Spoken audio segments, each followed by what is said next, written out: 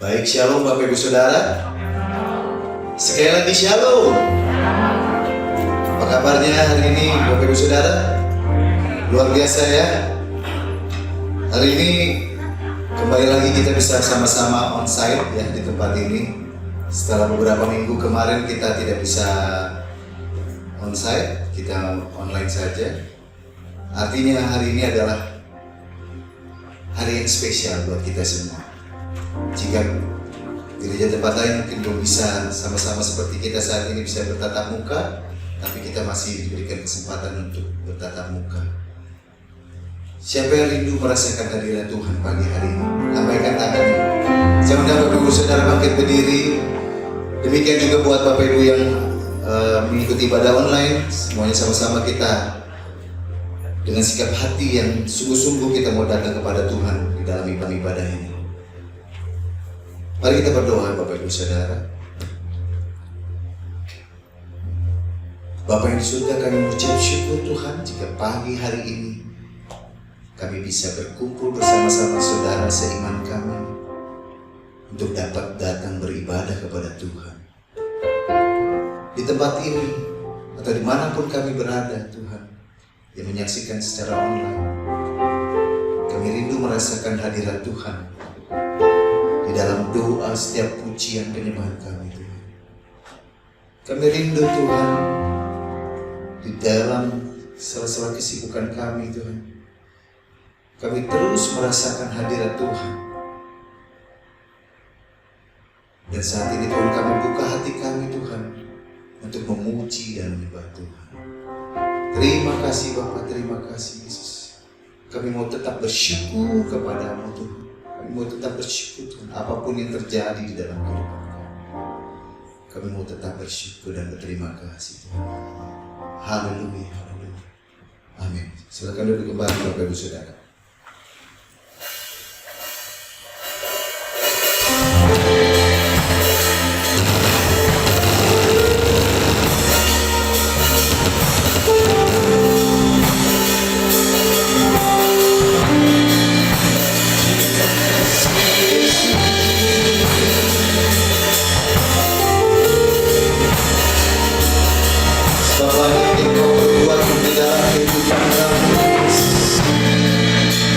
Pujian ini dengan segenap hatimu saudara. Banyak yang kau berbuat di dalam hidupku.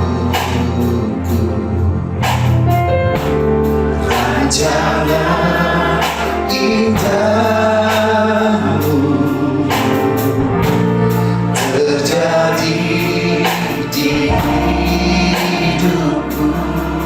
Panggil nama yang mengerti segala yang ku perlu. Kasih-Mu sempurna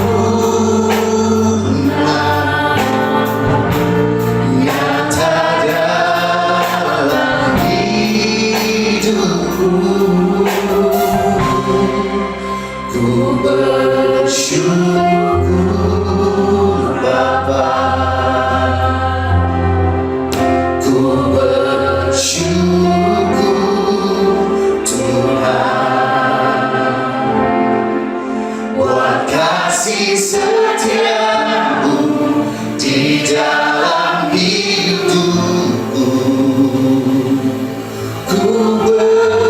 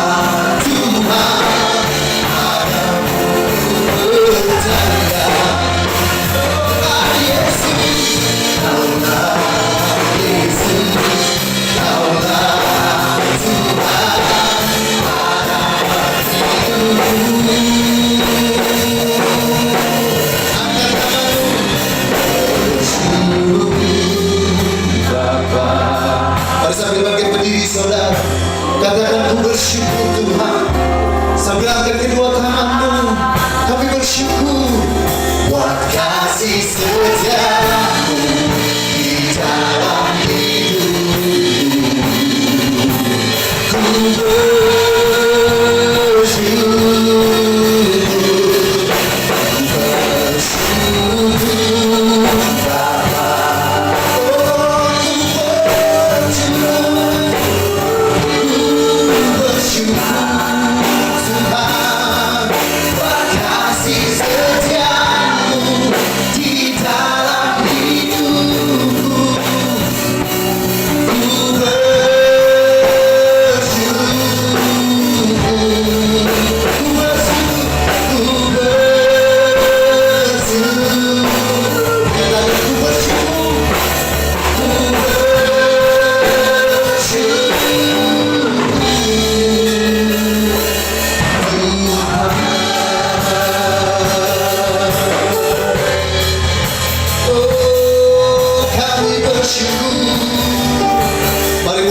suara saudara naikkan pujian penyembahan bagi Dia. Oh, katakan kami bersyukur Tuhan dan berterima kasih atas anugerah-Mu yang begitu besar. Oh, nyata bagi kami Yesusku, kami bersyukur. Oh, Yesus, kami berterima kasih.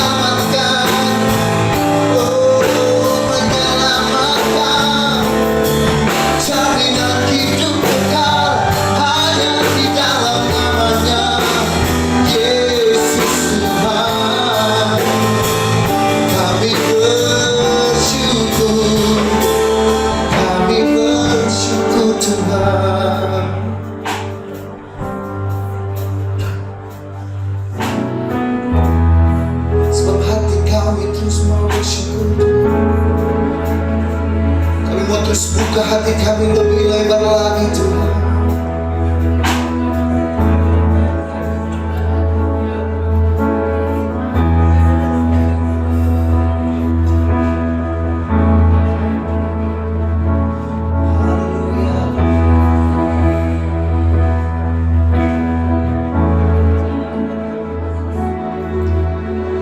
Roh-Mu yang hidup penuhiku, mengalir dalamku, jiwaku tenang bersamamu dalam naunganmu. Buka hati kami terus, ku buka hati untuk jamaah-Mu, berserah penuh di hadirat-Mu. Kau ambil alih seluruh hidupku, di atas-Mu menyembah-Mu. Oh,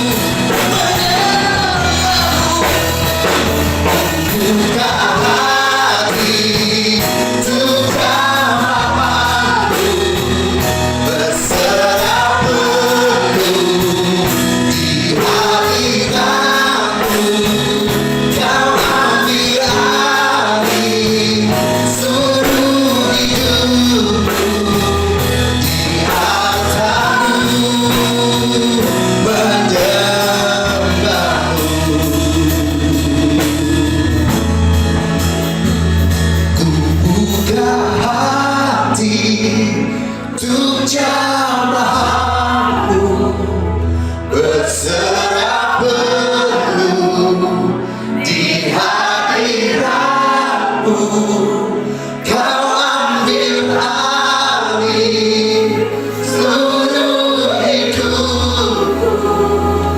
Come on, saudara, katakan lebih sungguh lagi. Oh, ku buka hati, buka hati.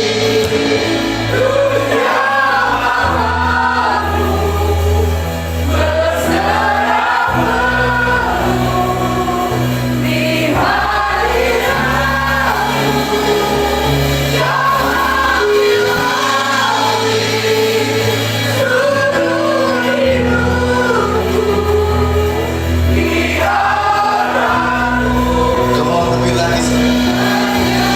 Buka hati, buka hati, buka hati. Berserah penuh hadiratmu. Kau ambil alih seluruh hidupku. Di hatimu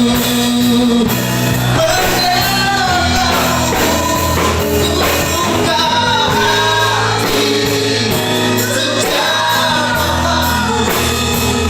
berserah penuh di hadiratmu. Kau ambil alih seluruh hidupku.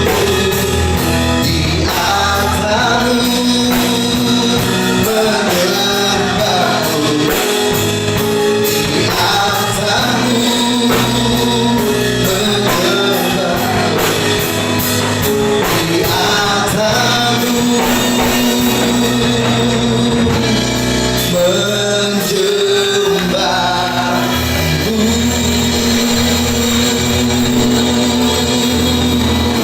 Mari berikan tepuk tangan yang lebih meriah lagi. Berikan sorak-sorak yang paling meriah lagi untuk Tuhan Yesus kita. Haleluya, terpujilah nama Yesus. Haleluya, terima kasih. Layak kau ditinggikan, dimuliakan nama Yesus Kristus. Haleluya. Kami mau lebih lagi Tuhan, bersorak-sorak bagi Tuhan. Kami siap memuji Tuhan lebih lagi. Yang siap memuji Tuhan sama-sama dengan saya katakan. Sekali lagi katakan amin. Haleluya, berikan tepuk tangan. Tepuk tangan yang meriah bagi Tuhan Yesus. Yang siap menerima kuasa Tuhan katakan yes. Haleluya. Sekali lagi berikan tepuk tangan yang meriah bagi Tuhan. Kami terima kuasa Tuhan. Haleluya.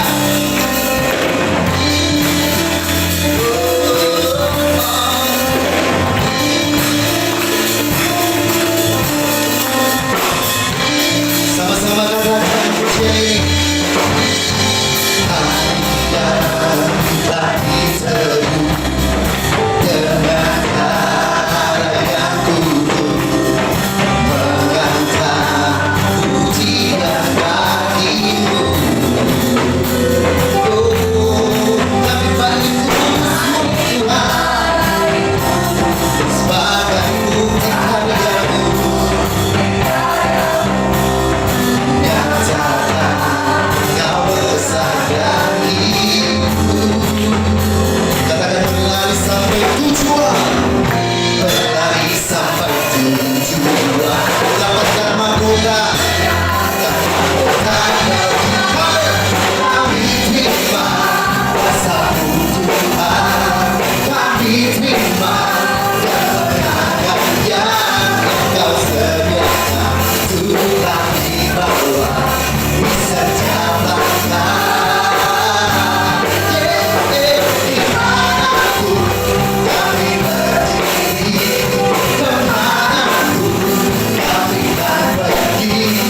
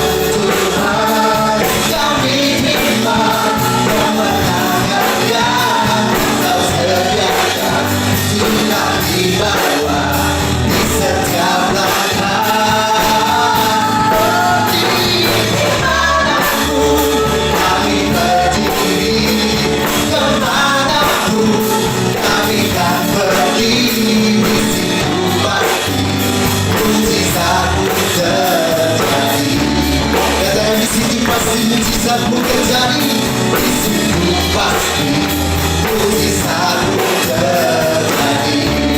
Di situ pasti, di situ pasti mujizatmu terjadi.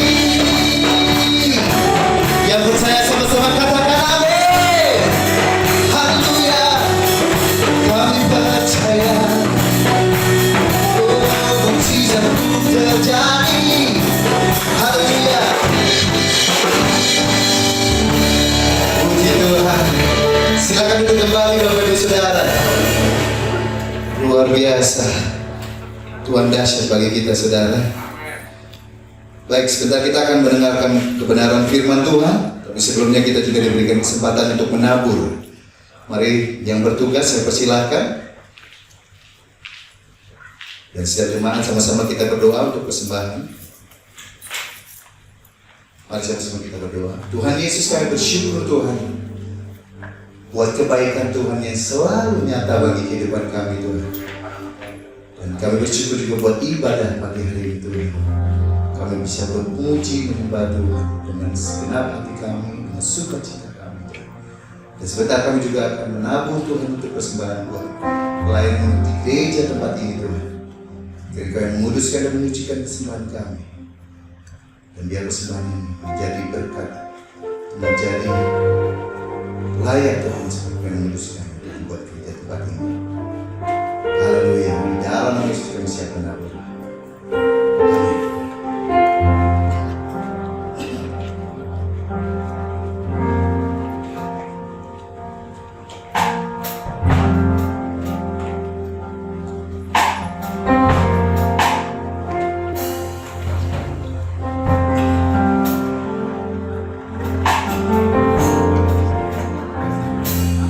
Yesus, kau kebenaran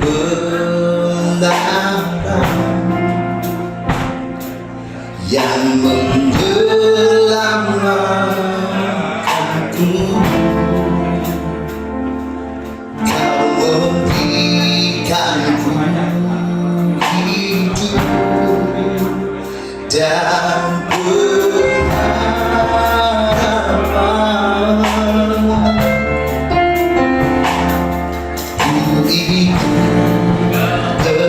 Kehendakmu, ku perlu anugerahmu, ku nyatakan janjimu kepadamu.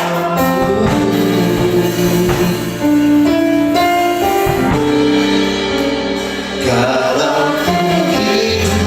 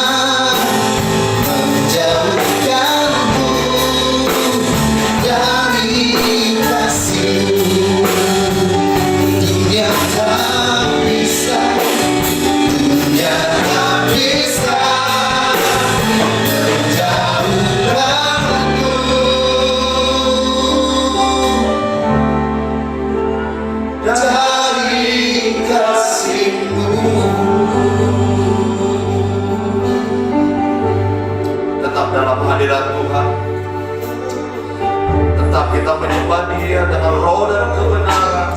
Oh, haleluya. Engkaulah Allah yang berkuasa, Engkaulah yang berkenan. Oh, haleluya. Terpujilah Engkau selamanya. Haleluya. Ya Mashiach Matana, terpujilah Dia. Sembah Dia, saudara. Sembah. Kau tidak usah dia ke kiri ke kanan. Kau tidak usah dia kelilingmu. Lihatlah Allah dalam hati. Oh, haleluya. Terima kasih Yesus Tuhan.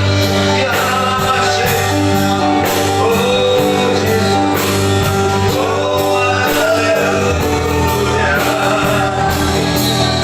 Terima kasih. Kami mengucap syukur. Terima kasih Yesus. Kami mengucap syukur. Oh, haleluya. Ya Mashiach. Terpujilah Kau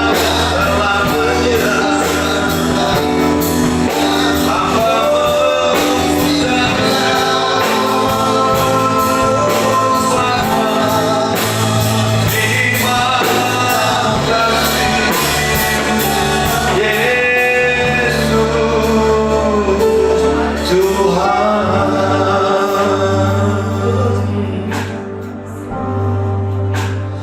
Kalau ku hidup bagimu, hatiku tetap memandangmu. Dunia tak bisa menjauhkanku dari kasih-Mu. Selama ku hidup, haleluya.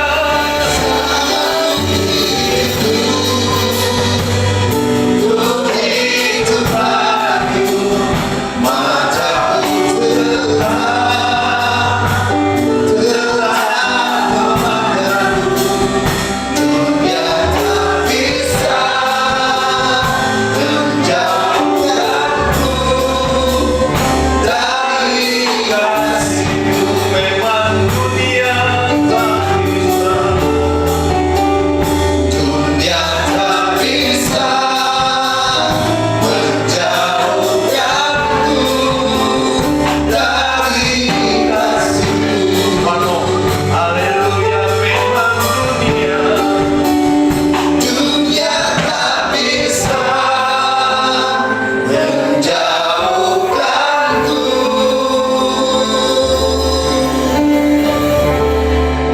Dari kasih-Mu. Haleluya. Haleluya. Katakan haleluya. Haleluya. Memang dunia tidak pernah bisa memisahkan kami dari kasih-Mu, Tuhan. Dunia tidak akan mampu memisahkan kasih Tuhan yang begitu luar biasa terhadap anak-anaknya. Untuk itu hamba mengucap syukur buat siang hari ini. Mari Roh Kudus, Engkau yang mengurapi kami kembali semua di tempat ini. Kami serahkan tempat dan ibadah ruangan di dalam tangan-Mu. Diberkati setiap orang yang sudah berbagian dalam pekerjaan ini. Diberkati umat jemaat-Mu yang hadir, Bapa. Bahkan yang tidak hadir pun, yang mungkin belum tahu bahwa ibadah sudah dimulai kembali juga, Tuhan tetap berkati mereka di rumah. Berkati siapapun terlibat dalam pelayanan ini. Dan hamba-Mu kembali akan berbicara. Mari Roh Kudus, Engkau yang mengurapi hamba-Mu ini. Hamba-Mu yang terbatas dalam hal pengetahuan apapun. Tetapi Engkau Tuhan yang tidak pernah terbatas. Engkau yang mengurapi Engkau yang mengingatkan hamba-Mu untuk berbicara sesuai dengan kehendak rencanamu.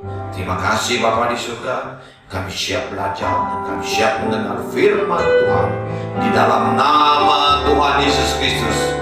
Yang percaya sama-sama katakan amin. Shalom. Selamat siang. Tuhan Yesus memberkati ya.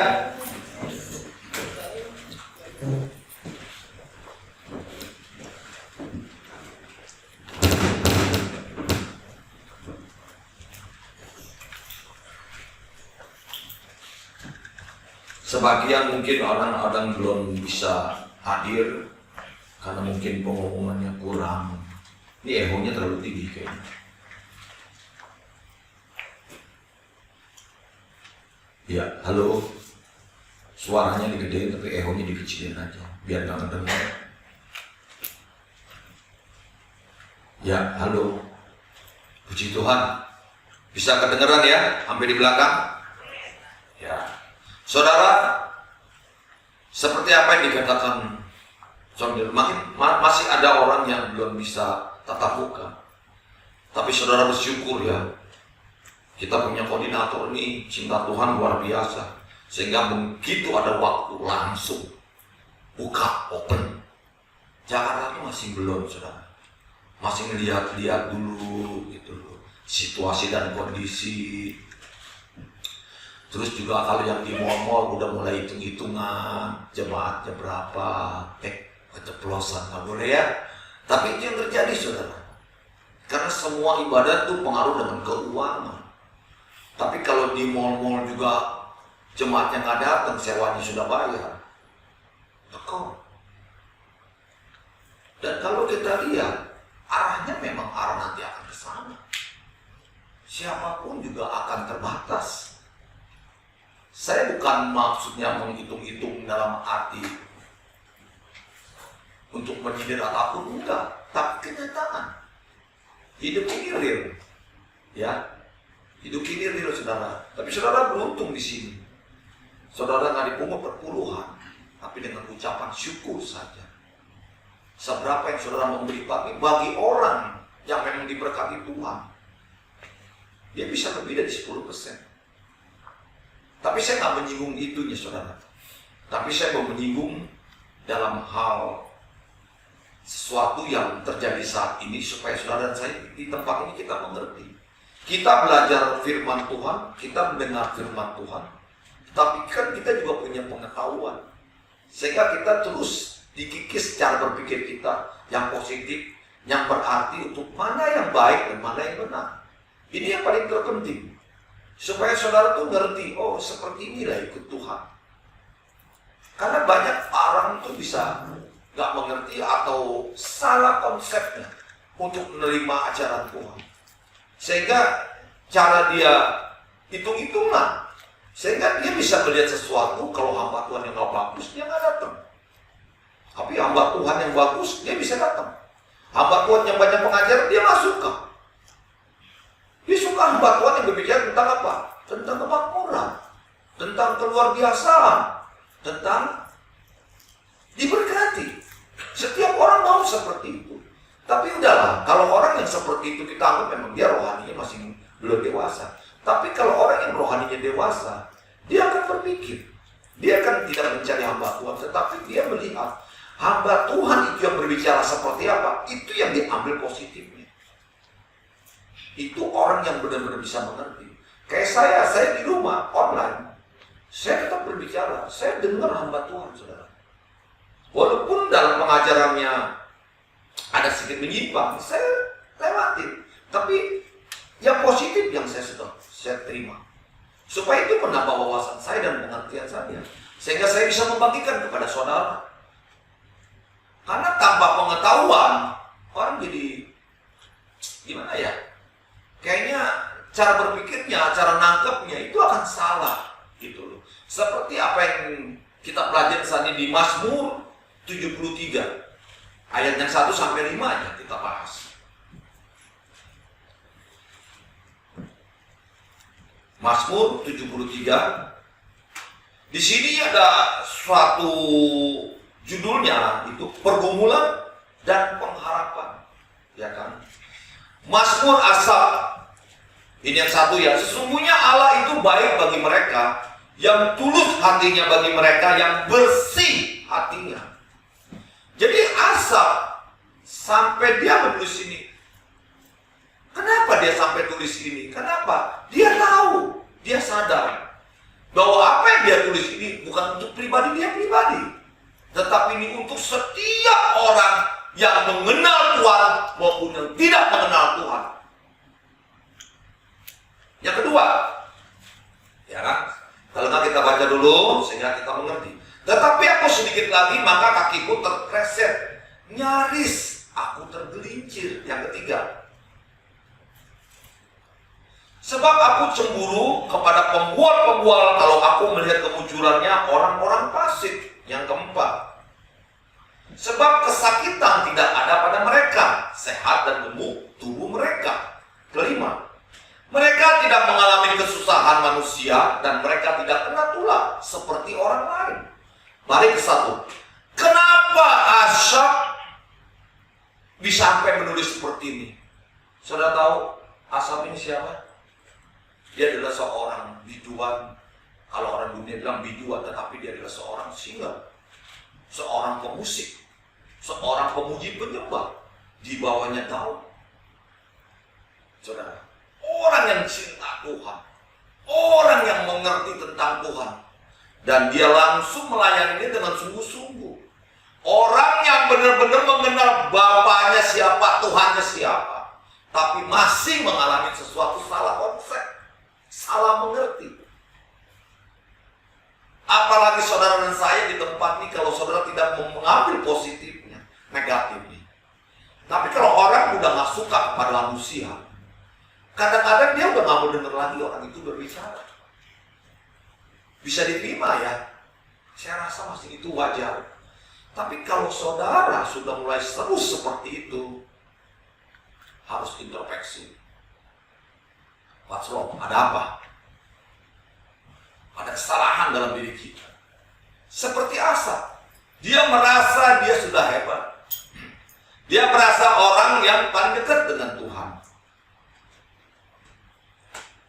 Dia merasa dia melayani Tuhan itu dengan sungguh-sungguh. Dia seorang pemusik, dia seorang song leader, dia seorang pemuji dan penyembah seperti Daud.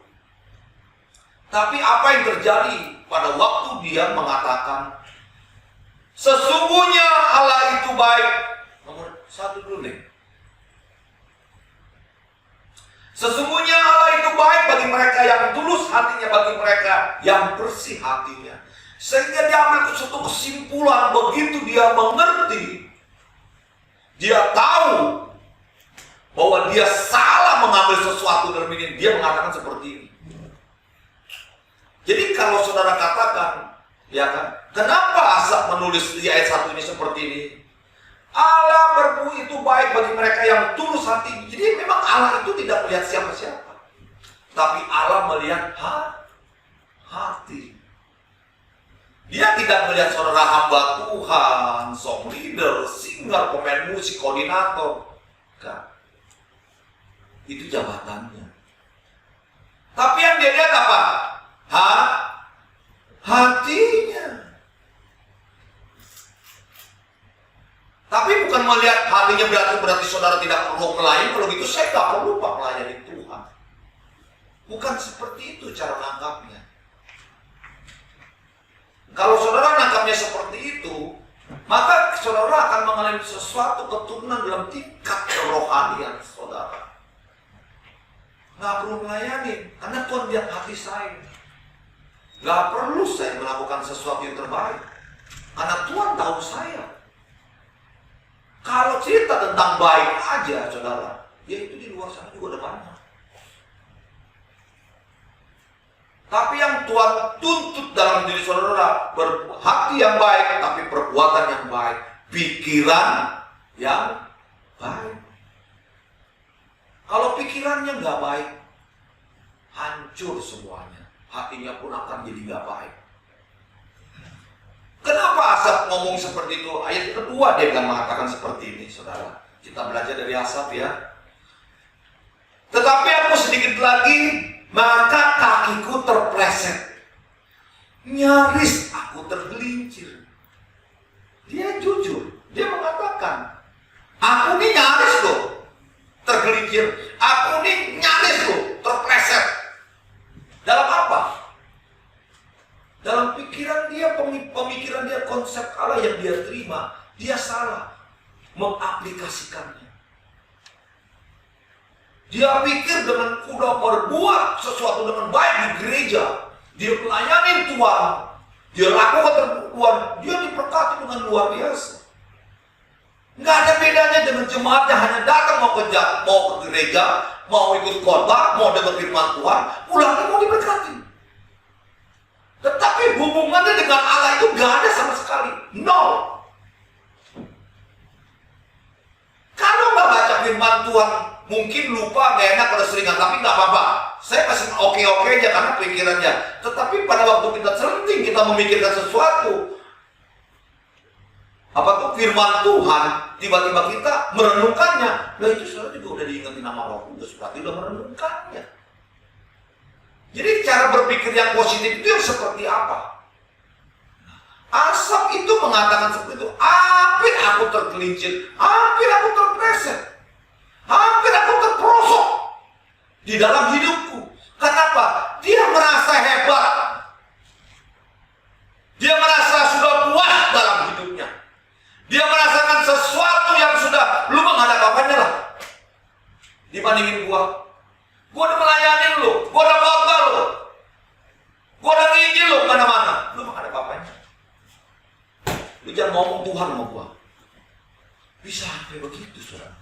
Sehingga tanpa sadar orang itu sombong rohani. Ini yang bahaya. Jadi kalau di sini ada yang sombong, jangan kayak Asaf.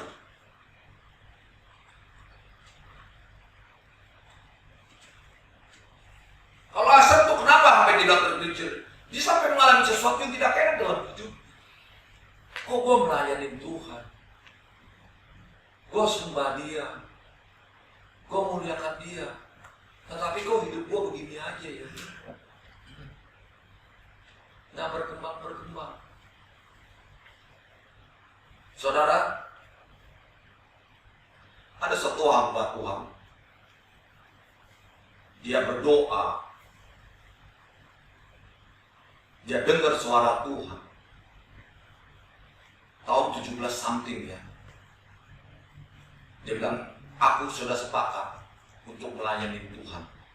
Dia bilang, suami istri melayani Tuhan, punya anak satu.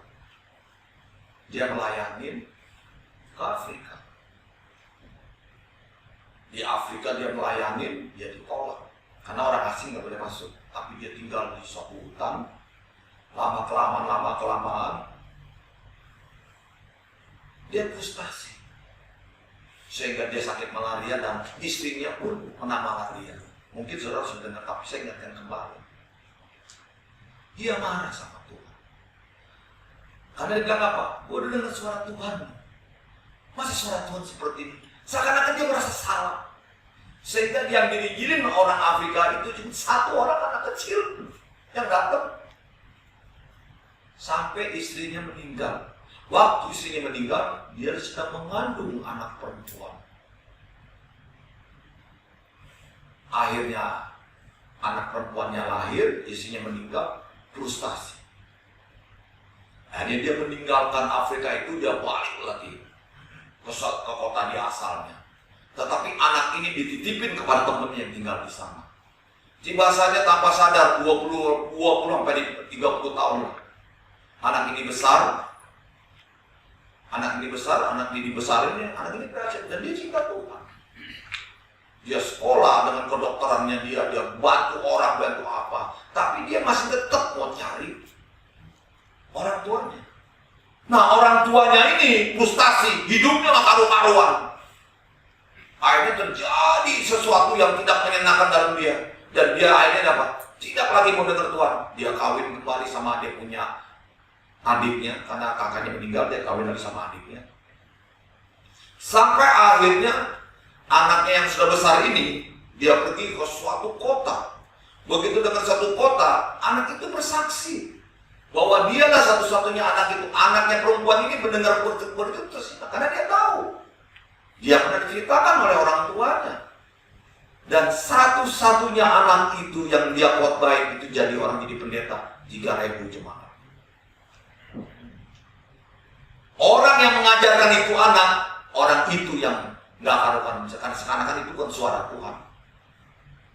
Akhirnya itu anaknya dia ketemu sama si orang yang dikorban, anaknya bapaknya itu yang orang Afrika itu. Dia ketemu ngomong, dan itu menjadi bekal dia. Akhirnya dia cari orang tuanya, ketemu. Orang tuanya, dia bilang apa? Aku bukan meninggalkan kamu, nak, dia bilang. Aku tahu ayah, dia bilang. Aku meninggalkan kamu karena aku tidak bisa membesarkan kamu saat itu, situasi yang sangat untuk tidak menguntungkan buat saya, dia bilang. Gak apa-apa ya, bilang. Aku mengerti, aku tetap dipelihara Tuhan, kata anaknya. Begitu dengan nama Tuhan, marah bapaknya. Jangan ngomong lagi Tuhan, begitu bla bla bla bla bla bla. Akhirnya anaknya bilang gini, Papa tahu nggak, dia bilang, walaupun jemaat satu orang yang Papa khotbahin, dia sekarang jadi orang seperti itu. Kaget bapaknya. Begitu kaget dia baru tahu penyertaan Tuhan itu sebetulnya ada dalam hidup dia. Apa yang dikatakan bahwa dia disepakati oleh Tuhan itu sebetulnya nyata. Cuman kadang-kadang orang itu lari dari panggilannya karena nggak kepeka, saudara. Inilah yang saya maksud. Begitu juga dengan Asa. Asa dia mengatakan, tetapi aku sedikit lagi maka kakiku terpleset, nyaris aku tergelincir. Dia pun mengalami seperti itu. Karena dia merasa sepertinya hebat. Kenapa? Dia lihat orang seberang. Dia lihat di luar sana hidupnya enak, nggak ngapa-ngapain, nggak perlu melayanin, nggak perlu persiapan waktu ibadah. Kalau kita kan di sini kan ibadah kan persiapan. Mesti harus doa, mesti jaga diri, yang main keyboard kayak main apa kayak mesti penuh sama Tuhan, mesti benar-benar ambil waktu supaya mempersiapkan diri untuk membawa pujian penyembah. Nanti kita jadi band, jadi pembawa band. Tapi pada waktu kita bawakan pujian kita dengan penuh kesiapan, maka hadir Tuhan itu akan turun. Sehingga orang pun diberkati dengan pujian penyembahan kita. Bukan kita membawakan sendiri seakan-akan kehebatan kita. Pengertian yang seperti ini harus kita mesti terima. Dan kita harus bisa mengupdate kehidupan kerohanian kita dalam diri kita sama Tuhan. Seperti apa maunya Tuhan. Saudara, memang gak gampang melayani Tuhan. Tapi saya katakan kepada saudara, engkau masih muda-muda. Kalau engkau taat dan setia melayani Tuhan, nanti lihatlah. Bukan seperti makan cabai langsung petok, pedas gitu. Enggak seperti itu. Ikut Tuhan itu kita merangkak. Kita terus berjalan dia seperti kita punya anak. Dari dia kita didik dia sampai kita ajarin ngerangkak pun kita pegangin dia. Sampai dia bisa jalan kita pegangin dia. Sampai suruh lari jatuh kita angkat lagi. Sampai ayo lari lagi.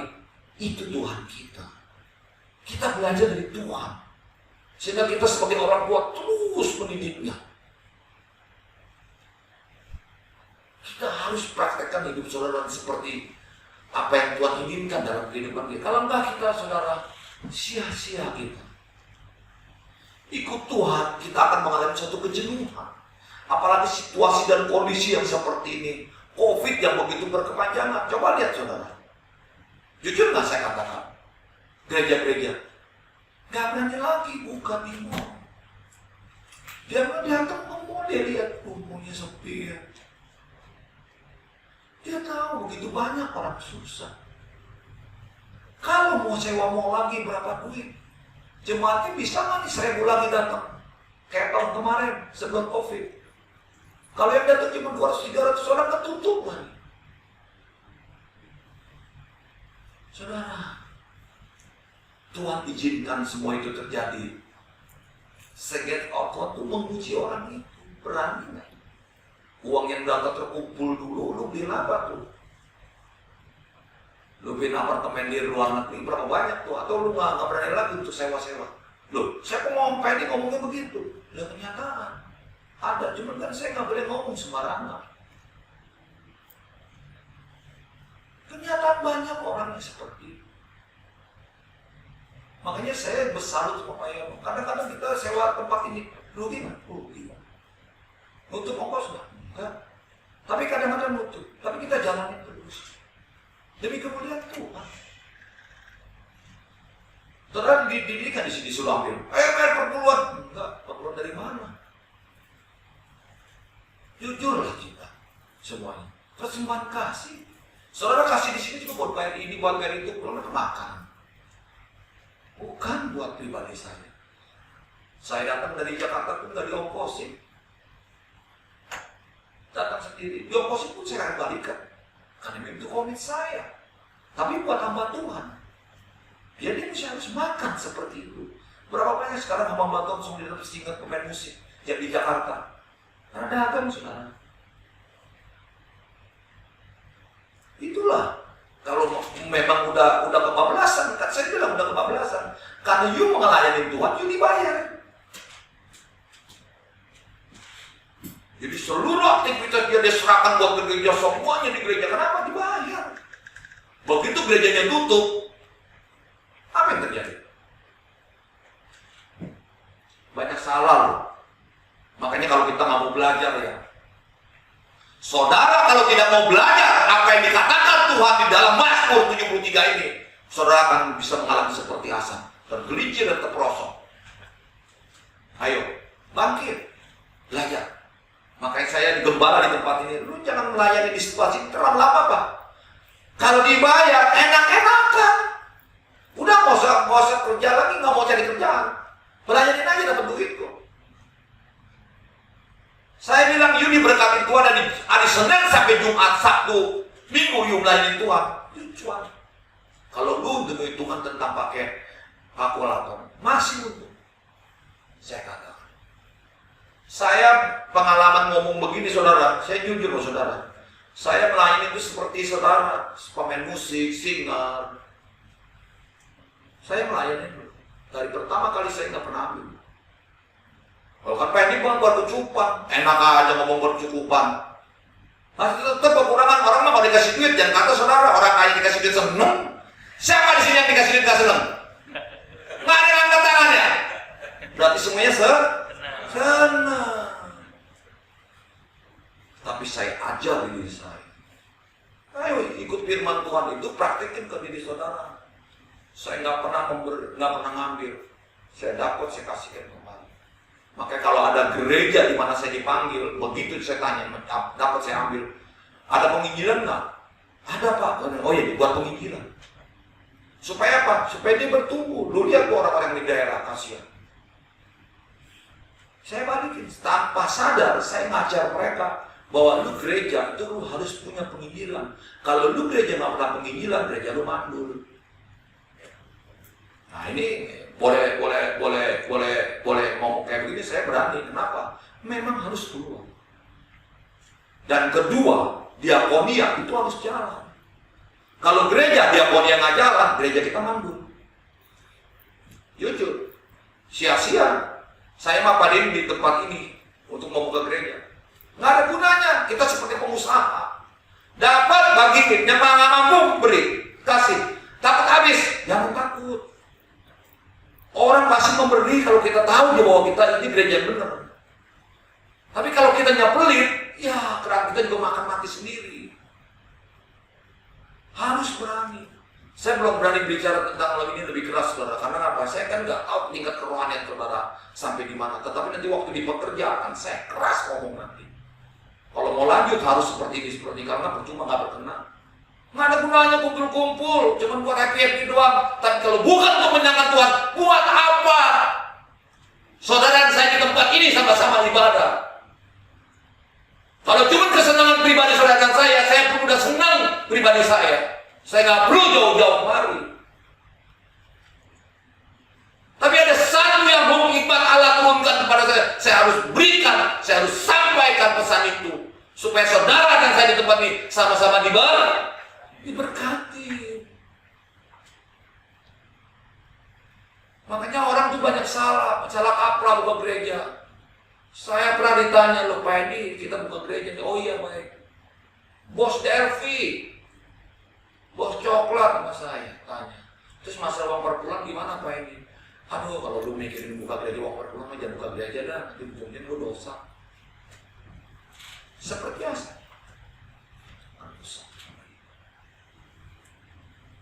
Saya nggak peduli dia bos Delvi. Dia mau kasih saya main golf. Saya bilang, pakai ini, Pak Edi. Habis waktu gua bilang, udah mahal lagi main golf. Saya tahun 90 main golf, saudara, biar gini-gini. Makanya kalau orang main golf sekarang saya ketawa aja. Kenapa? Saya udah duluan, tahun 90 lebih mahal. Sekali main 300.000 tahun 90-an.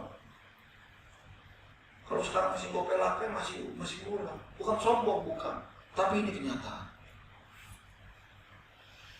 Satu harian saya kalau main di Citara jauh-jauh habis. Rupanya Tuhan berikan saya seperti itu supaya saya bisa ada tambah pengetahuan, pengalaman, supaya saya bisa bicara, supaya orang bisa terima dan mengerti maksud dan tujuan. Begitu juga apa yang dilakukan dengan Asa. Yang ketiga sekarang, sebab aku cemburu. Asa tuh cemburu. Cemburunya bukan sama siapa-siapa dia, kepada orang lain yang dia lihat, kepada pembual-pembual. Kalau aku melihat kemujuran orang-orang itu, orang-orang fasik. Orang-orang fasik kan mujur, apapun dilakukan saudara. Yang penting tulus. Apapun dia lakukan. Nah, Asaf ini seorang yang rohani yang begitu luar biasa. Sehingga dia mengatakan, hampir aku tergelincir. Dia ini hati iri. Bagaimana ceritanya saudara? Saudara melayani Tuhan, saudara mengerti firman Tuhan, tapi ada teman sahabat saudara yang nggak ngapa-ngapain, hidupnya hebat, luar biasa, diberkati Tuhan. Padahal saudara tahu hidupnya seperti itu, tapi dia berkelimpahan. Iri nggak? Iri nggak? Iri? Jangan iri sekarang. Udah tahu kan? Gak boleh iri. Kayaknya enak-enak aja dia diberkati Tuhan. Orang yang kayaknya hebat diberkati Tuhan, tapi orang itu tidak takut akan Tuhan, tapi orang itu akan mengalami suatu bencana yang hebat nanti akan belakangannya. Tetapi orang yang takut akan Tuhan, maka hidupnya akan diberkati. Percaya saya. Saya lihat saudara, teman-teman saya, mereka itu nggak ada takut Tuhan, tapi sekarang hidupnya, saya bukannya mau menjas, tapi saya lihat, aduh jadi begitu ya. Saya bilang, itu akibat tabur dan tuai. Makanya hukum kita tuh tabur tuai. Kalau kau taburnya mudahnya seperti itu, nanti lihat tuanya. Percayalah. Ini bukan saya ngomong, tapi Asaf dia mengalami seperti itu. Dia memberikan sesuatu, makanya judulnya apa? Dia bilang, judulnya adalah apa? Pergumulan dia. Di samping pengharapan dia mempunyai pergumulan yang seperti itu. Bagaimana saudara dan saya di tempat ini? Kita lihat sekarang COVID pandemi begini. Begitu banyak orang yang susah. Bukan orang aja yang susah, kita pun ngalami. Betul? Kita pun ngalami. Tetapi saya yakin, saya percaya orang yang takut akan Tuhan tetap hidupnya diberkati, dipelihara, di PHK, tapi Tuhan bisa gantikan lagi yang lain. Orang yang kerja bisnisnya bangkrut, bisa buka lagi, diberkati, nggak usah takut. Orang yang punya takut akan Tuhan pasti diberkati. Saya berani garanti itu. Kalau dia hidupnya nggak karu-karuan, saya mesti lihat dulu gaya hidupnya dia. Something wrong. Ada sesuatu yang tidak berkenan kepada Tuhan. Pasti itu. Saya lihat teman-teman saya yang takut akan Tuhan hidupnya oke. Gak ada masalah. Susah. Sepi, ngalamin sepi. Nggak ada bedanya. Tapi rumah tangganya bagus, hidupnya bagus, anaknya bagus. Yang kita cari bukan seperti itu. Itu yang kita cari kan. Bukan cuma usahanya bagus, tapi rumah tangganya dar-der-dor, kata si Pak Yono. Dar-der-dor, dia bilang gitu. Betul kan? Apa tuh Pak dar-der-dor? Ya ribut mulu. Ya ngapain rumah tangga kalau ribut melulu? Saya ngerti dar-der-dor sebenarnya dari istilahnya, oh dar-der-dor ya, saya bilang. Benar juga nih istilah bagus saya bilangin. Buat apa? Hidup. Saudara beribadah, pulang dari ibadah di rumah nanti tiba-tiba ada berantem, ada yang apa, cuma gara-gara apa? Sayur, lu ke gereja dulu ya, tapi nggak nyayur lu. Ngasih yakin makan buat gua, marah lagi suami. Ayo, musiknya ibadah tetap. Nanti kalau suami bangun, Pi kamu nggak ke gereja ya? Mungkin lagi nggak enak badan kalau pakai itu, masih duduk aku udah siapin ya. Tetap siapin supaya lebih istri yang baik itu seperti itu. Kalau enggak suami juga diajar, Pi bilang mau makan apa, aku siapin. Kan kita gereja jam 10.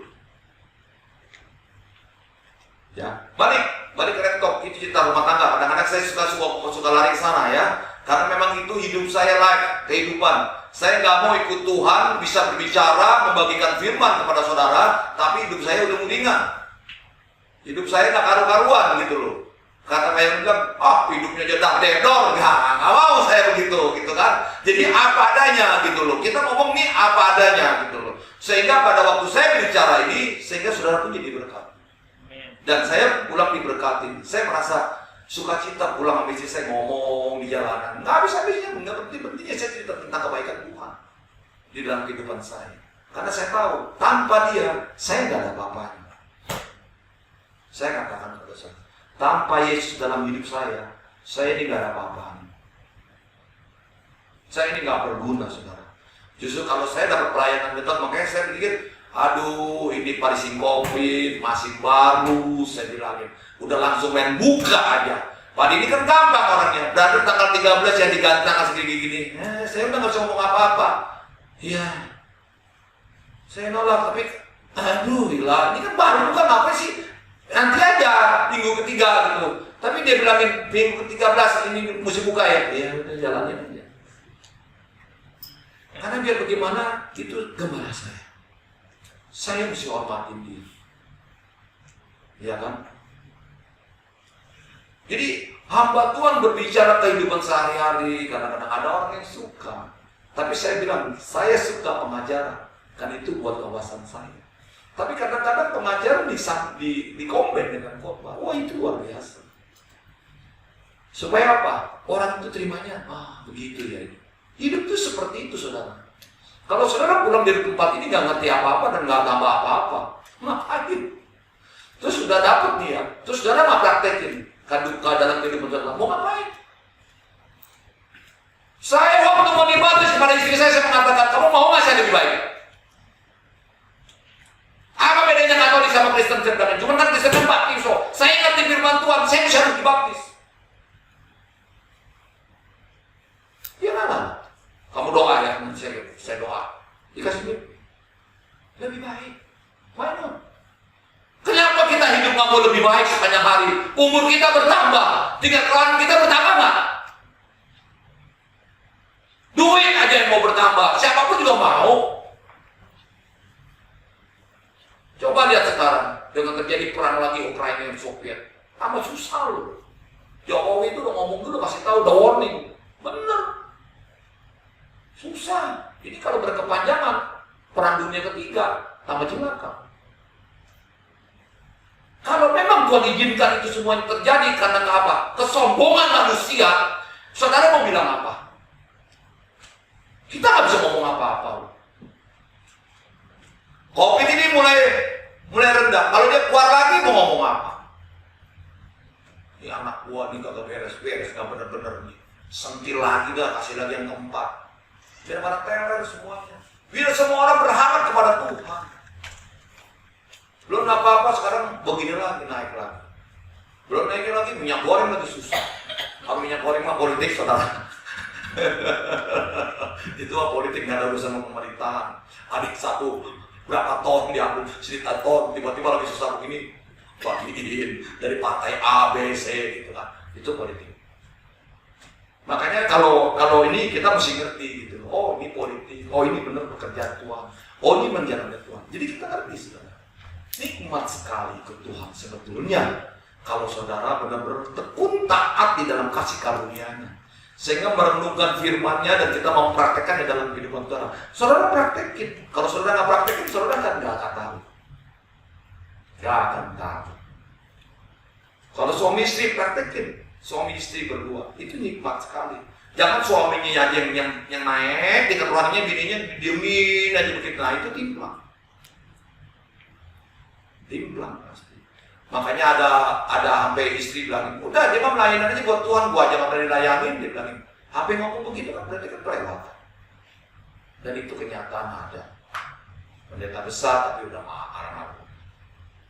Susah loh saudara. Pendeta besar pun juga bisa mengalami seperti itu. Ya, jadi sekarang saudara mau yang seperti apa dalam kehidupan saya, dalam kehidupan saudara dan saya di tempat ini. Begitu saya bawakan Mazmur 73 nih, belajar tentang apa yang Asaf katakan. Nah, ini harus direnungkan dalam kehidupan kita. Yang keempat, sebab kesakitan tidak ada pada mereka, sehat dan gemuk tubuh mereka. Sehat dan gemuk. Mereka sehat dan gemuk, saya juga sehat dan gemuk.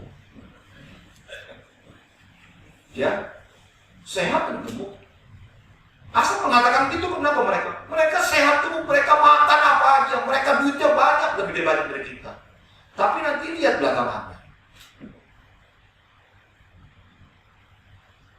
Dan Asaf mengalami seperti itu, saudara.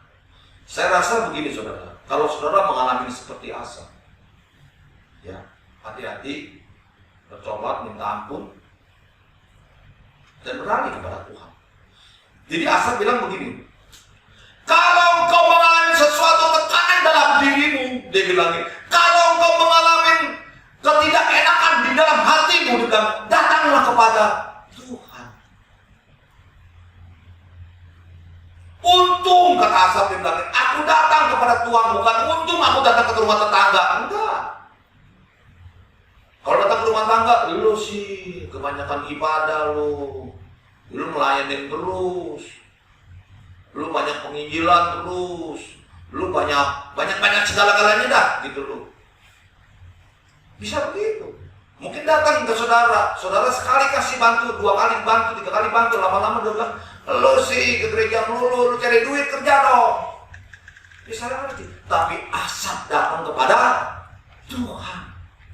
Begitu dia datang kepada Tuhan, cara paradigma dia, konsep dia dirubah kembali kepada Tuhan. Konsep Allah yang dia pakai, makanya dia bisa menulis Mazmur 73 ini dan selanjutnya.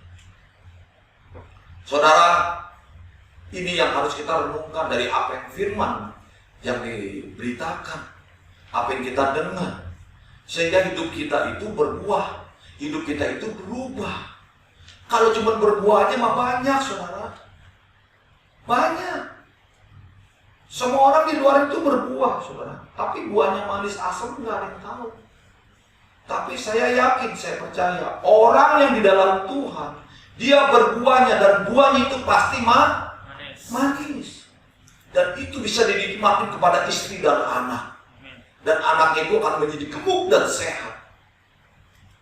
Itu loh yang Tuhan mau. Makanya kata Tuhan bilang apa? Kita diibaratkan hidup sebagai pohon. Pohon mangga. Coba lihat saudara pohon mangga. Pohon mangga ada yang manis, ada yang masam, ada yang kecut. Tapi kalau orang lagi hamil, demennya kecut. Lagi seneng-senengnya. Gitu. Nah itulah ibaratnya Tuhan kasih ilustrasi hidup kita tuh dari pohon. Pohon itu dilihat dari buahnya. Kalau saudara dan saya di tempat ini ikut Tuhan, tapi belum berbuah, nggak apa-apa. Tapi kalau sudah berbuah, buahnya itu harus dinikmati. Kecut, asam, apa manis? Harus. Kalau udah bisa dinikmatin manis, keluar. Berani mengabarkan berita Injil, berani menyatakan sesuatu. Tapi kalau buahnya kecut, nggak berani. Tanpa sadar pun dia nggak akan berani. Seperti asap tuh masuk di dalam firman Tuhan. Kenapa? Karena dia kecut. Tapi begitu dia mengalami sesuatu perubahan yang luar biasa di dalam Tuhan, sehingga dia masuk di dalam Mazmur 73. Jadi berkat nggak? Jadi berkat. 2000 tahun yang lalu sampai sekarang dia jadi berkat. Itu asal. Namanya nggak pernah dilupa. Orang yang udah nggak ada.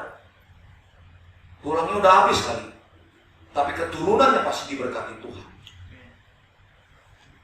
Ini loh yang Tuhan mau. Saudara, kita belajar dari yang terakhir ya. Yang terakhir. Udah waktunya kan? Udah waktunya belum? Kayaknya udah waktunya deh. Udah 40 menit. Mereka tidak mengalami kesusahan manusia dan mereka tidak kena tulas seperti orang lain. Asal melihat dari kacamatanya dia. Lihat orang-orang di luar itu enak hidupnya. Nggak pernah ngalamin apa-apa. Nggak ngalamin sesuatu yang tidak enak. Kok kita di sini udah muji jemaat Tuhan, ada tiba-tiba beledok, orang tua lah sakit.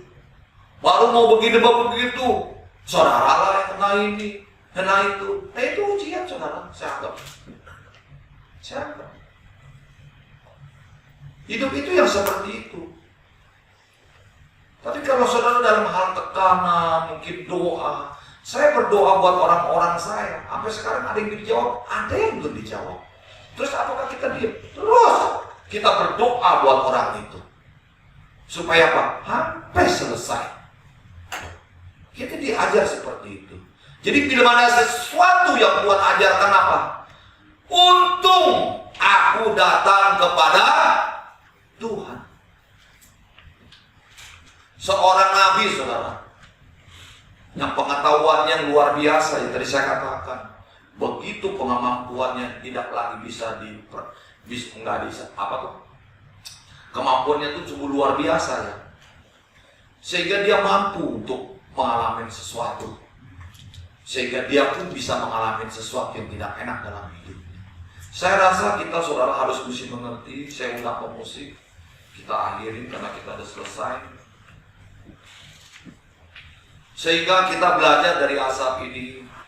Saudara gak usah takut kalau ikut Tuhan dengan sungguh-sungguh, dengan situasi yang seperti seperti ini, baik ekonomi, sosial maupun politik yang saat ini. Kita berdoa supaya politik kita Indonesia tetap lebih baik, lebih bagus, sehingga itu mempengaruhi ekonomi kita.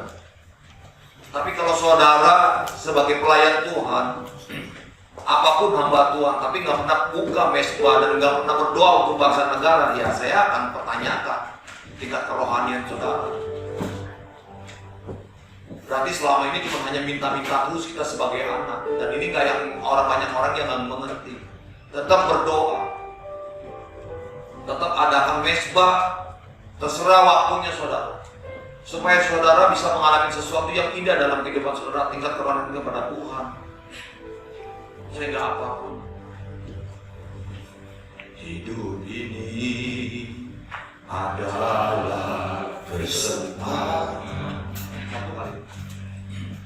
Hidup ini untuk melayani Tuhan.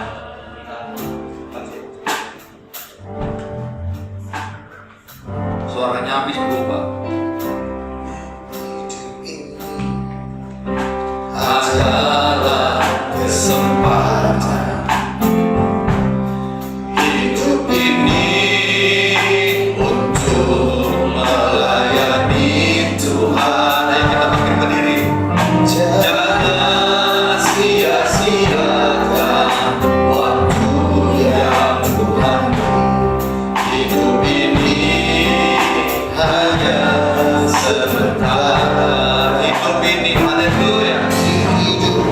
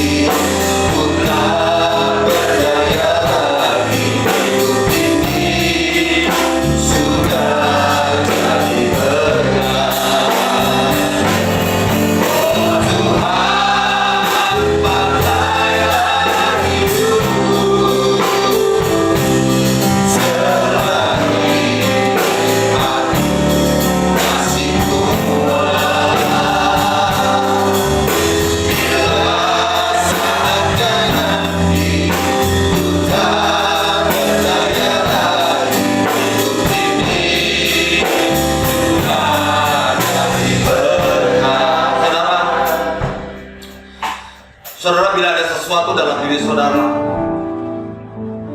Bila ada masalah saudara, angkat tangan saudara. Kita hanya nyanyi lagu ini. Kita minta kekuatan dari Tuhan supaya saudara dan saya bisa kuat untuk melayani Tuhan dengan situasi yang sama seperti ini. Angkat tanganmu, tangan sebelah kiri taruh di dada. Oh haleluya Yesus. Hidup ini hanya sementara. Hidup ini haleluya. Hidup ini adalah kesempatan. amin haleluya. Hidup ini Engkau melihat tangan-tangan hamba untuk yang itu biarlah Tuhan yang berikan komit dalam hidup mereka. sia-sia Inilah waktu yang menyebar dari hati mereka. hidup ini hanya Hidup ini kami mau sungguh-sungguh Bapa. Hidup ini adalah kesempatan. Hidup ini untuk melayani Tuhan. Jangan sia-sia waktu yang Tuhan.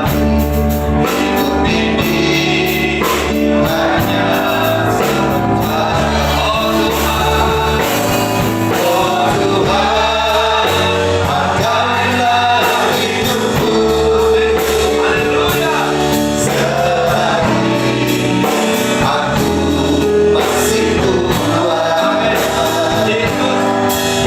Bila saatnya nanti ku tak berdaya lagi, hidup ini sudah jadi berkah. Oh Tuhan, pakailah hidupku. Amin. Haleluya. Selagi aku masih kuat. Bila saatnya nanti ku tak berdaya lagi, hidup ini sudah jadi berkah. Bila saatnya nanti ku tak berdaya lagi, hidup ini sudah jadi berkah. Bila saatnya nanti ku tak berdaya lagi, hidup ini sudah jadi berkah. Haleluya, haleluya, haleluya. Kau lihat tangan-tangan yang terangkat Bapa. Kami mau komit tetap melayani Engkau sepanjang hidup kami, sehingga Tuhan berikan kesehatan dalam hidup kami, supaya kami mampu dan terus melayani Tuhan.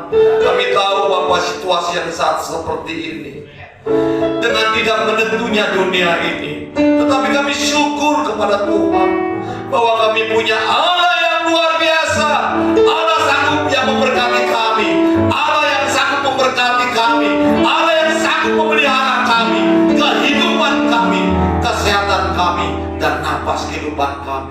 Terima kasih Bapa, terima kasih Yesus, terima kasih kepada Roh Kudus. Berkati umat jemaat di tempat ini Bapa. Berkati yang mengerti maupun juga orang yang belum mengerti Bapa. Berkati tetap supaya mereka bisa mengerti untuk tetap melayani Tuhan di dalam kasih karunia. Terima kasih Roh Kudus. Terima kasih. Hanya di dalam nama Yesus kami berdoa dan mengucap syukur. Yang percaya sama-sama katakan amin.